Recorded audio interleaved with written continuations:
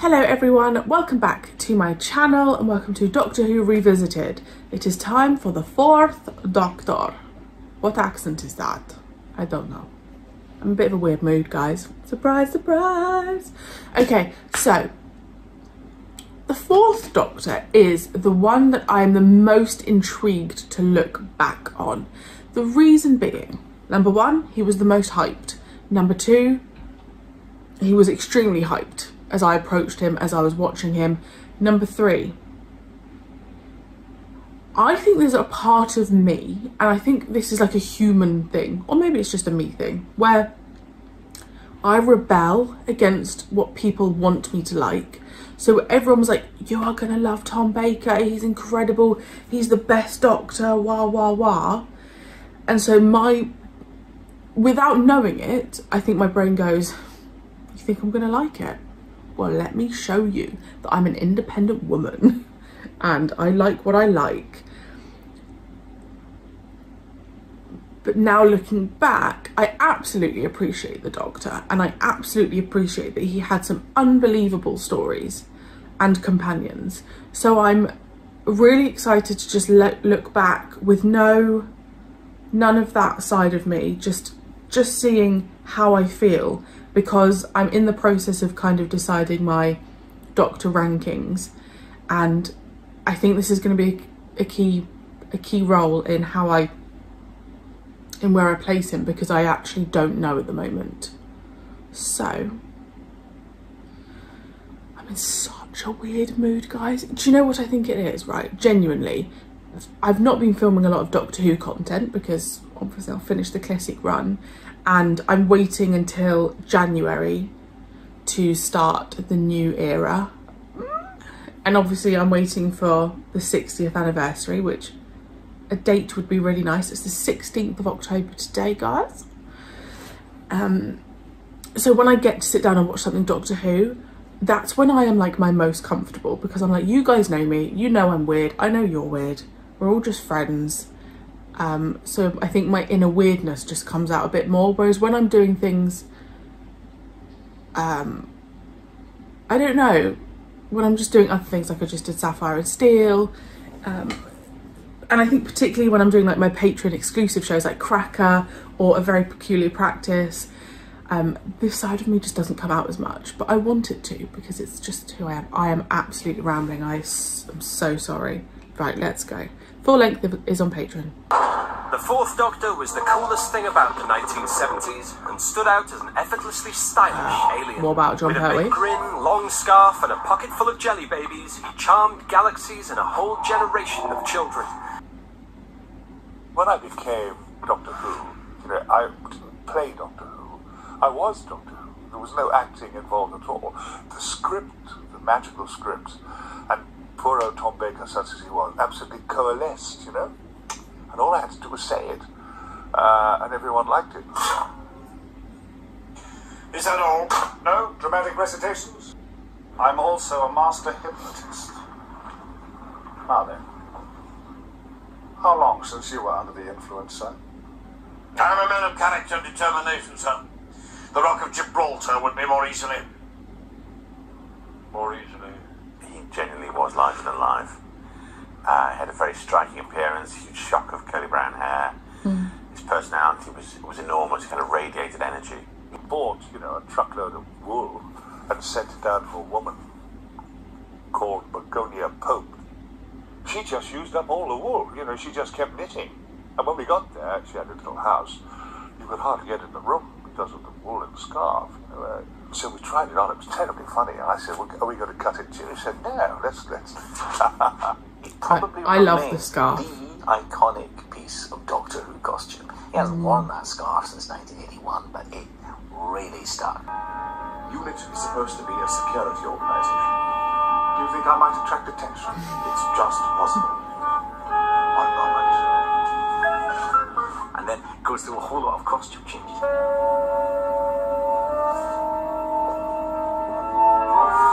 So it was just the beginning of Tom Baker's wayward and brilliant comedy that he brought to the part. I'm a very pleasant fellow. But I didn't invite you here for social reasons. things. Yes, I could see that. The moment you didn't ask me to have it. Well, I will have a drink. How you come to mention it? Yes, do come in, everybody. He demonstrates he's actually completely in control of this. The Fourth Doctor left his home on Earth far behind him. This was a Time Lord who couldn't wait to get back to wandering in eternity. The science advisor to UNIT version of the Doctor, he was very single-minded. He was very driven. He wanted to get off the planet. You can't really imagine him being a sort of long-term scientific advisor to UNIT and having his own laboratory. The Doctor's been saving the universe on our screens for 50 years. A mysterious alien wandering the stars in a time-travelling blue box. But he doesn't travel alone. Sarah Jane Smith was probably the greatest, certainly in a wonderful way, the longest lasting of all of the Doctor Who companions. Played by Elizabeth Sladen, she became the series' longest-running companion, with a natural love of adventure and an enormous sense of fun. Had she passed away when this was Half of Tom filmed? Baker's time spent with Sarah. He called her Sarah. She became Sarah Jane in later years, but she always called her Sarah. So when I was on the show and Elizabeth Sladen came back, we used to always tweak the script so that the Doctor, everyone else called her Sarah Jane, but the Doctor called her Sarah. There was something. I love about how much her he that- loves that Doctor was Who. just so accessible and so warm, and they just felt right. They were the perfect couple. I adored her. Fabulous taste in comedy. So we became a double act. Don't panic, Sarah. Don't panic. Ease round and try again. I'm jammed. I can't move forward or back. The friendship between the Doctor and Sarah is up to the test, because he's a much more difficult Doctor. Stop whining, girl. You're useless. You think you're tough, but when you're really up against it, you've no guts at all. Hundreds of lives at stake, and you lie there blubbing. And it's both a very kind of clever use of psychology by the Fourth Doctor, another example of him using his mind to solve a solution rather than brute force. It shows how close their relationship has become, how well they know each other. And I think it's a lovely moment between the two of them. After the thoroughly modern love Sarah Leela. Jane, Leela came as a bit of a shock. A bright but savage warrior, she was a trained killer who ran around wearing little more than a loincloth and a snarl. So when we were diving through pipes and all sorts of undignified things were happening, you know, when you're in a panic running away from the Daleks or the Cybermen or whatever they were, I used to bundle Elizabeth up ahead of me, you know, and I'd scramble behind her.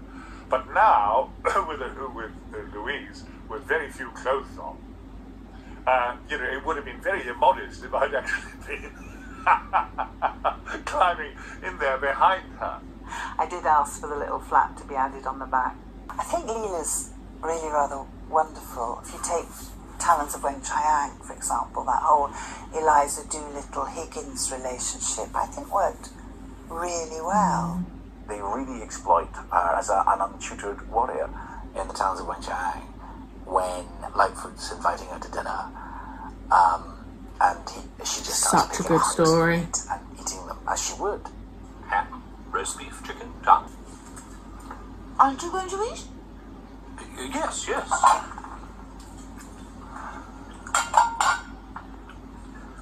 Just going to eat.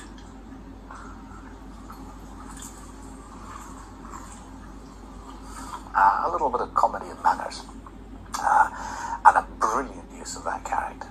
Star Wars was around this time, and cute robots were the thing, and it's such a mad idea, but Doctor Who gets a tin dog. I mean, that was well before, you know, they could do anything clever. You know, before they had the technology to say, actually, he's rather lovely. So cute. Queen to Knight 6. What? Machine mind computes mate in 6 moves. Rubbish! K9 has feelings, you know, and we got the little tail wagging and the ears and the droopy head and the, you know, you could really feel. Yeah, the you got a nice personality amount there, of like and I think realism, that's didn't you? Why the audience took to him so much. I mean, you couldn't run over a cigarette end, it would stop it or fall over. The amazing thing was that John Leeson, who is a lovely imaginative actor, he didn't stand on the sidelines.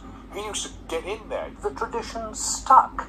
And so at every rehearsal thereafter, I was running around being K9, but it also gave me a dynamic to work with Tom. One of my favourites, the Zygons. Has been fighting evil in the darkest corners of the universe, and he's made some truly monstrous enemies. The Zygons, when we first meet them, are living under Loch Ness, and they have the Loch Ness monster is their pet. They have one crashed spaceship which is underneath Loch Ness, and they're trying to re-establish themselves and take over the world.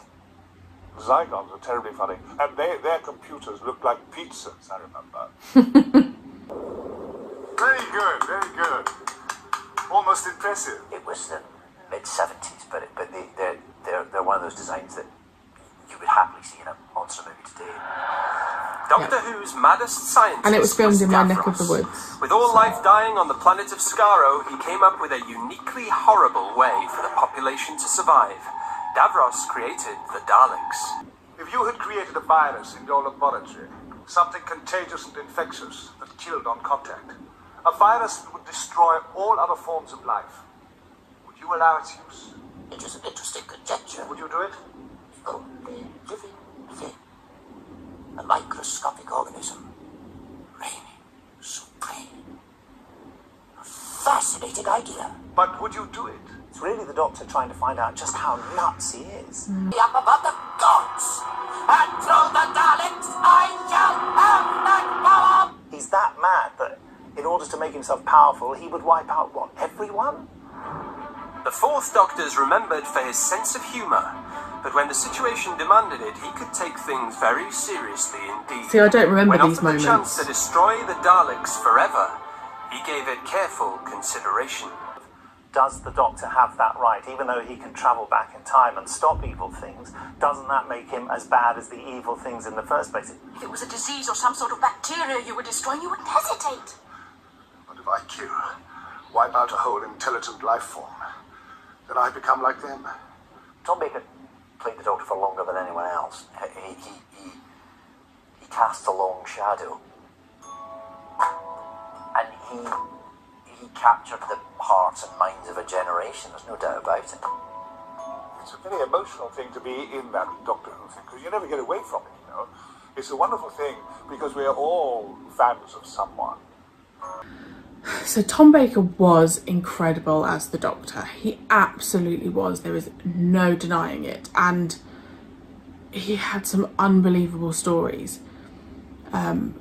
It's made my decisions with doing the Doctor ranking a little bit more difficult, I think, because he had a really good run. I think the thing for me with the Fourth Doctor is I think he went on a little bit too much for me. There were some stories in his later series that I just thought, if he'd have stopped at, I don't know, because I liked the second Romana, but there would just, I reckon he could have done a series less. Obviously I accept for a lot of you appreciate it, but there were just, you know, I think his earlier episodes were so much stronger. Harry is never mentioned. Like, why was Harry not mentioned? I loved Harry, and I loved Harry and Sarah Jane together. So justice for Harry, because I just don't think that was fair that he wasn't really mentioned, and he was a part of Doctor Who. Yeah, Sarah Jane and Leela I loved. I liked the Romanas, but again, earlier series, definitely stronger. I think the other thing for me with Tom Baker is, because of whatever issues were happening, he didn't come back for the 5 Doctors. And that was just really sad because, you know, it was unbelievable, 10 out of 10, but it just would have been nice to absolutely have him there.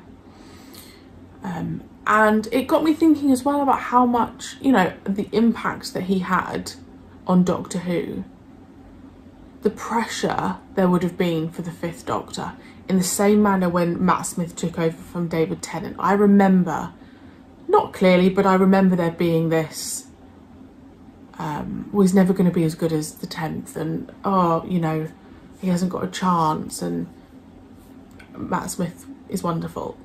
But I kind of feel that, you know, with Peter, that the pressure, and that's for me, that would have been, I think, out of all of the Doctors, you know, classic and new, I think he would have had the most pressure, because to come after Tom Baker,